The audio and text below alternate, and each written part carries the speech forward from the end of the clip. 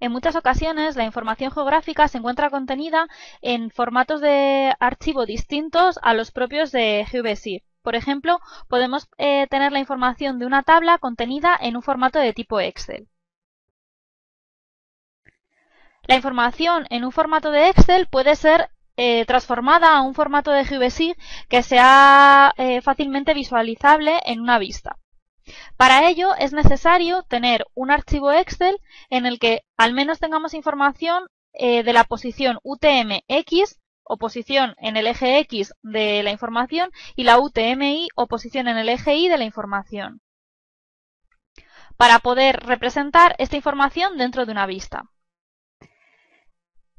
La información en un formato de Excel se encuentra en la extensión de archivo de Excel. Y GeoBSIG es incapaz de interpretar esta información y por tanto tendremos que transformarla en un tipo de archivo legible por el sistema de información geográfica GeoBSIG. En este caso lo que haremos será, una vez abierto nuestro archivo Excel que contenga información sobre la coordenada UTM-X y la coordenada UTM-Y, lo guardaremos en un archivo que sea legible por GeoBSIG. El archivo legible por GeoBSIG es CSV delimitado por comas. Recordar que GeoBSIG es capaz de leer dos tipos de formato de tabla, los CSV y los DBF. A pesar de que Excel es capaz de leer archivos DBF, es cierto que no permite guardar archivos Excel a formato DBF. Así que la única manera que existe para cargar información desde Excel a GeoBSIG es transformar el archivo Excel desde el punto XLSX a un archivo CSV.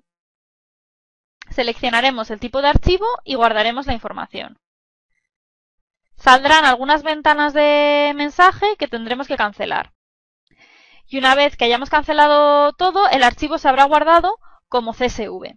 Sin embargo, la conversión a archivo CSV no siempre se realiza de manera correcta, así que siempre es conveniente revisar el archivo CSV creado. Para ello vamos a la carpeta donde se encuentra este CSV y con botón derecho sobre el archivo lo abriremos con el bloc de notas. Una vez abierto el archivo CSV con el bloc de notas, tenemos que tener en cuenta que la separación de decimales de las coordenadas se encuentra separada con una coma.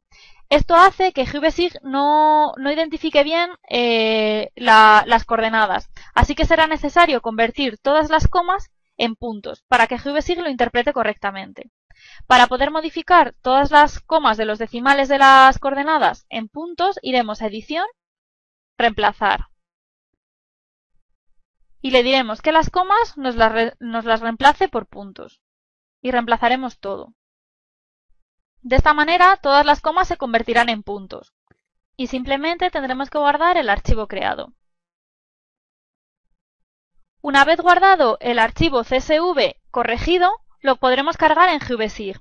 Al ser una tabla que no se encuentra relacionada con ninguna capa, se considera una tabla externa. Y por tanto, para cargarla lo haremos desde el gestor de proyectos, tipos de documento, tabla. Una vez seleccionado el documento tabla, pincharemos en Nuevo y en Archivo iremos al botón Añadir. Por defecto aparece marcado siempre en archivos de tipo el DBF Driver, es decir, si tuviéramos alguna tabla en formato DBF. Como en nuestro caso la tabla se encuentra en formato CSV, tendremos que cargar en archivos de tipo, cambiarlo a CSV Stream, para que nos muestre todas las tablas que se encuentran en formato CSV. Y de esta manera abrirlo.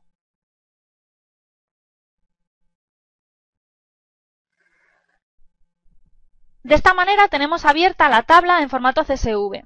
Pero esto no es más que una tabla y lo que nosotros queremos obtener es la representación espacial de la información contenida en esta tabla en una vista. Así que para ello iremos a Tipos de documento vista, Nuevo, y crearemos una nueva vista que abriremos. Como la información de la tabla no se encuentra asociada a ninguna capa, lo que tenemos que hacer es convertir la información de la tabla en información cartográfica o información geográfica.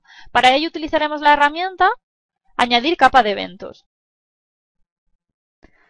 Lo que hace la herramienta Añadir capa de eventos es obtener la información de las coordenadas X y las coordenadas Y de una tabla y convertirla en un archivo de puntos.